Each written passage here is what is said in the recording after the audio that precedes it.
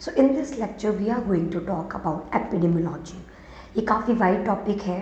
इस टॉपिक में हम कवर करेंगे कुछ फॉर्मूलाज, कुछ terms. So let's start the video. So आप देख सकते हैं सबसे पहले हमारे पास यहाँ पे टाइप ऑफ एपिडेमियोलॉजी आता है कि किस किस प्रकार की है. सो गाइज यहाँ पे ऑब्जर्वेशन और experimental. So we have observation and we have experimental. तो आप देख सकते हैं दो टाइप से इसे डिवाइड किया गया है.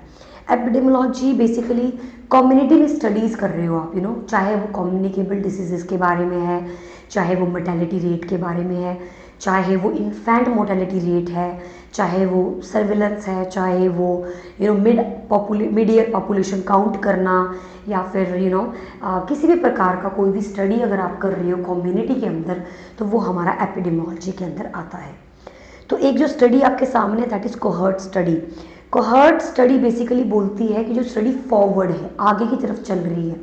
For example forward looking study, cause to effect, risk factor to disease, expose to outcome, incident study, follow up study. मतलब कि अभी आगे क्या होने वाला है. ओके, सो आगे क्या है, करंटली क्या चल रहा है. तो ये फॉरवर्ड लुकिंग स्टडी है. फॉर एग्जाम्पल स्मोकिंग करने से आगे जाके क्या होगा, कैंसर होगा. So that type of study is basically cohort study. Okay. Second we have case control study. ये वो स्टडी होती है जो पीछे की तरफ जा रही है, रिट्रोस्पेक्टिव स्टडी. यानी कि इसे कैंसर है, अब पीछे जा रहे हैं कि क्यों कैंसर हुआ, तो उसका लाइफस्टाइल देख रहे हैं, उसकी ज़िंदगी के बारे में देख रहे हैं. That kind of thing come under your case control study. So cohort study prospective, आगे की तरफ इंसिडेंस देख रहे हो, और आपकी केस कंट्रोल स्टडी, आप उस केस को कंट्रोल कर कर चल रहे हो और अब पीछे की तरफ जा रहे हो कि वो कैसे हुआ, क्यों हुआ, वो सब चीज़ें. इफेक्ट से कॉज की तरफ जा रहे हो, तो कैंसर का कारण स्मोकिंग भी हो सकता है, तो कॉज जो इफेक्ट हुआ है कैंसर की तरफ से कॉज की तरफ जा रहे हो. इस प्रकार की जो स्टडीज़ होती है उन्हें हम केस कंट्रोल स्टडीज़ बोलते हैं. नेक्स्ट हमारे पास आती है randomised controlled level trial. Randomised में क्या होता है, ये आप एक्सपेरिमेंट कर रहे हो, आप उन लोगों को उठाते हो, आप रैंडमली पिक करते हो, उनके ऊपर कंट्रोल स्टडी करते हो. ये आप देखेंगे ये इंसान स्मोक कर रहा है, आगे जाके इसके साथ क्या होने वाला है. तो that kind of experimental study is basically randomised, experimental randomised study. इसी में हमें फील्ड ट्रायल भी होता है, क्लिनिकल ट्रायल भी आ जाता है. थर्ड टाइप की जो स्टडी होती है हमारे पास that is basically cross sectional study. ये प्रिविलेंस बताती है. क्रॉस सेक्शनल का मतलब क्या होता है, इस महीने में, इस तारीख में आप क्रॉस सेक्शन कर रहे हो, एक पॉइंट है, इस पॉइंट का महीना, डेट, टाइम, और अभी पॉइंट आपने उठा लिया, इस पॉइंट पे कितने केस मिले आपको, that is cross sectional. Prevalence, old, new cases को जोड़ दिया गया और पॉइंट पे उठा के देखा कि कितने केस है, इस सन पे, इस साल में, इस वक्त, इस तारीख को कितने केस थे. That kind of thing come under cross sectional study. Last we have ecological studies. Ecological studies वो होती हैं जो कि कोरेशनल होती है. कोरेशनल मीन्स लाइक जिनका आपस में कोई ना कोई नाता होता है, कोरिलेशनल स्टडीज होती हैं. These studies come under your ecological studies. Okay, so guys यहाँ पे कुछ इंपॉर्टेंट पॉइंट्स आप देख सकते हैं. Evidence based medicine practice. अगर कोई एविडेंस बेस्ड स्टडी हो रही है वो एक गोल्ड स्टैंडर्ड स्टडी है, क्योंकि आप एविडेंस से प्रूव कर रहे हो. कोई स्टडी अजम्पशन बेस्ड है तो उसके कोई प्रूफ नहीं है, वो एज्यूम किया जा रहा है. पर एविडेंस बेस्ड प्रैक्टिस का मतलब होता है उसके प्रूफ्स हैं, they have valid evidences against that. For example hand hygiene करना एक एविडेंस प्रूफ प्रैक्टिस है. उस प्रकार से लीस्ट इंपॉर्टेंस कौन सी होती है, ओपिनियन बेस्ड. कोई ओपिनियन दे रहा है, उसके बेस्ड पे कोई स्टडी करता है तो वो लीस्ट मानी जाती है, लीस्ट इंपॉर्टेंट है. अब मेजरमेंट्स क्या होते हैं, एपिडेमियोलॉजी को किस हिसाब से मेजर किया जाता है. The number one we have mortality measurement indicator. यानी कि किसी की मृत्यु हो जाना, डेथ हो जाना.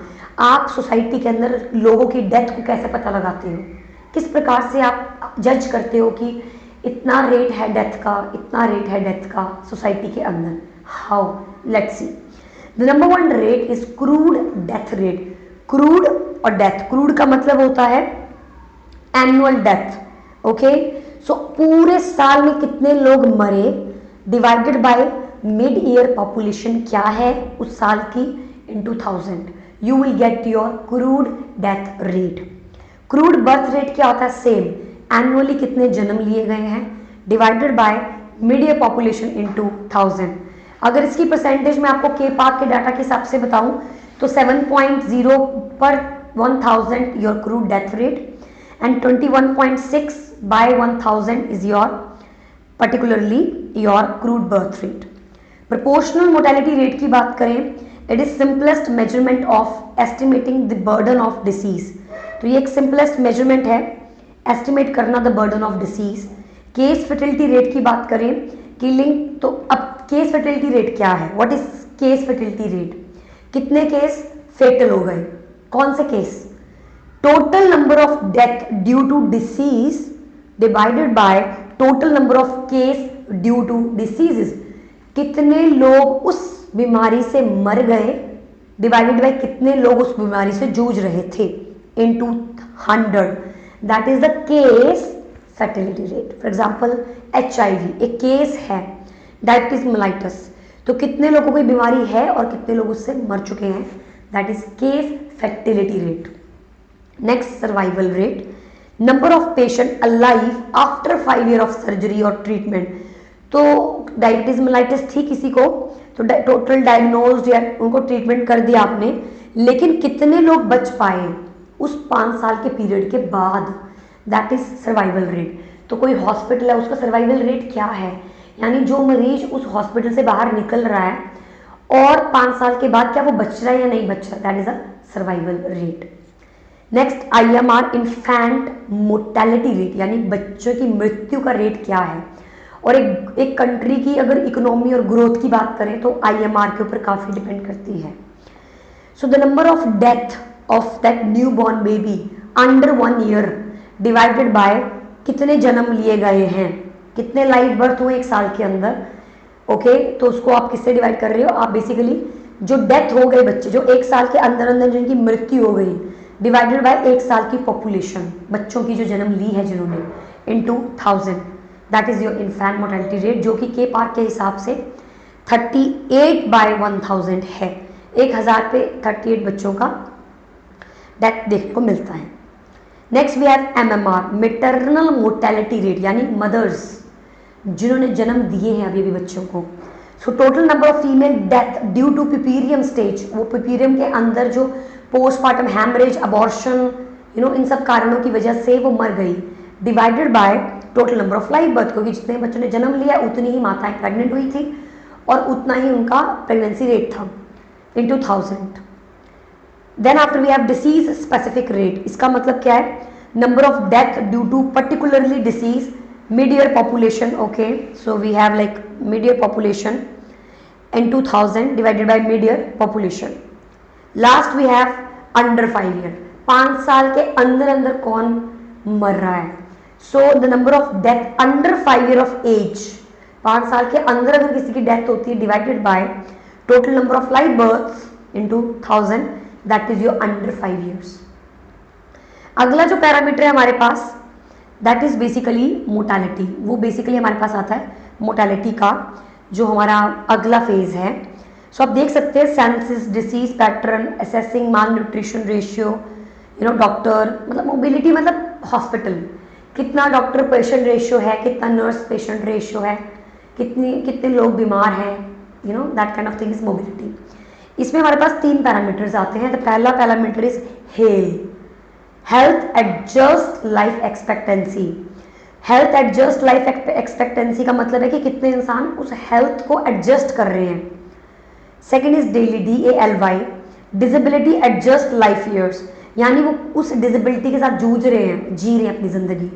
सो द डिसेबिलिटी जितना उन्होंने उतना साल डिसेबिलिटी के साथ बिताया है divided by no year of last to disability, तो कोई भी डिसेबिलिटी नहीं थी, उन दोनों को हम डिवाइड कर देंगे तो हमें पता चल जाएगा कि इन्होंने कितने साल डिसेबिलिटी के साथ निकाले।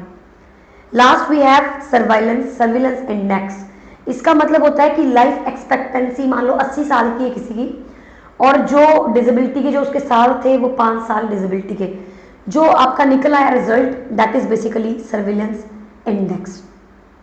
लास्ट में हमारे पास दो टर्म्स आती है, incidence and prevalence. Guys it's very simple, अभी भी मैंने बताया कि जो इंसिडेंस होता है वो आपका कोहर्ट स्टडी इंक्लूड करता है, और इसका मतलब होता है नए केसेस, जो भी न्यू केसेस हैं अभी हैं, यू नो। और जो प्रिविलेंस होता है वो नए पुराने सारे, जैसे कि क्रॉस सेक्शनल स्टडीज में देखते हैं हम लोग। So incidence is number of new cases divided by total population at risk into 1000, and prevalence is old and new cases divided by total population into 1000. So guys, this was all about our epidemiology. Now we are going to talk about descriptive epidemiology. इसमें कुछ कुछ terms हैं जिनके बारे में मैं आपको बताना चाहती हूँ। The number one, epidemic. Epidemic का मतलब होता है कि एक पर्टिकुलर ज्योग्राफिकल एरिया के अंदर आउटब्रेक हो गया। लास्ट साल उस ज्योग्राफिकल एरिया में 100 ही केस थे, अब 110 हो गए। दैट इज आउटब्रेक, एपिडेमिक होना। Next we have endemic. Endemic का मतलब होता है जो डिसीज बहुत ही कॉमन है वहां पर, वो उधर ही होती है, यू नो, चाहे वो जैपनीज एन्सेफेलाइटिस है, कोई भी प्रकार की कोई बीमारी वो पर्टिकुलर उसी ज्योग्राफिकल एरिया में होती है, उसके अलावा नहीं होती। Okay, so that is endemic. So constant presence of disease or infected if it is defined in a geographical area, it is used or expected frequency of the disease in a population. Next, pandemic. Pandemic is like outbreak होना, not even a small geographical area but all over the world, जैसे कि Covid एक pandemic था। Next, sporadic. Sporadic क्या होता है? Cases which are scattered, no, वो फैले हुए हैं, यहाँ पर जैपनीज एन्सेफेलाइटिस होगा, यहाँ पे कॉमन कोल्ड, यहाँ पर कुछ और, यहाँ पे कुछ और, that is sporadic, scattered pattern जो फॉलो करती बीमारियां वो। और लास्ट आता है exotic, diseases which are important in country, जो कि दूसरी कंट्री से आई हैं, फॉर एग्जाम्पल इबोला, पर्ट्यूसिस, कुछ कुछ ऐसी प्रॉब्लम्स जो एक्सोटिक हैं, जो कहीं और से दूसरी कंट्री से हमारे पास आई हैं। तो यहाँ पे कुछ टर्म्स हैं, इन्फेक्टिविटी मतलब इन्फेक्शन होना, पैथोजेनिसिटी उसकी सिवियरिटी, अब सिम्टम दिख रहे हैं, बीमारी हो रही है, वेरुलेंस अब वो वायरल लोड उसका आ रहा है और प्रॉब्लम और सीरियस हो रही है, केस फर्टिलिटी अब उस सीरियस प्रॉब्लम से वो इंसान मर भी रहा है, कम्युनिकेबिलिटी अब वो मर ही नहीं रहा, वो दूसरे को भी स्प्रेड कर रहा है। So that is the way of, you know, communicability का एक पैटर्न है जो कि हमारा इन्फेक्शियस डिसीजेस में देखने को मिलता है। सो सबसे पहले इन्फेक्ट होगा पेशेंट, फिर पैथोजेनिसिटी होगी, फिर वेरुलेंस, फिर केस फेटल होगा और कम्युनिकेबिलिटी आएगी। नेक्स्ट गाइस, हमारे पास कुछ टर्मिनोलॉजीज हैं, जल्दी से कवर कर लेते हैं। The first terminology we have zoonosis. Zoonosis का मतलब होता है इन्फेक्शियस ट्रांसमिशन, जानवरों के अंदर बीमारी फैल रही है और वो हमें इंसानों को दे रहे हैं। तो zoonosis, from animals we are getting the infection. Epizootic यानी एपिडेमिक हो रहा है जानवरों के बीच में, सो एपिडेमिक हो गया। Outbreak of epidemic disease in animal population, example anthrax, brucellosis, influenza rabies.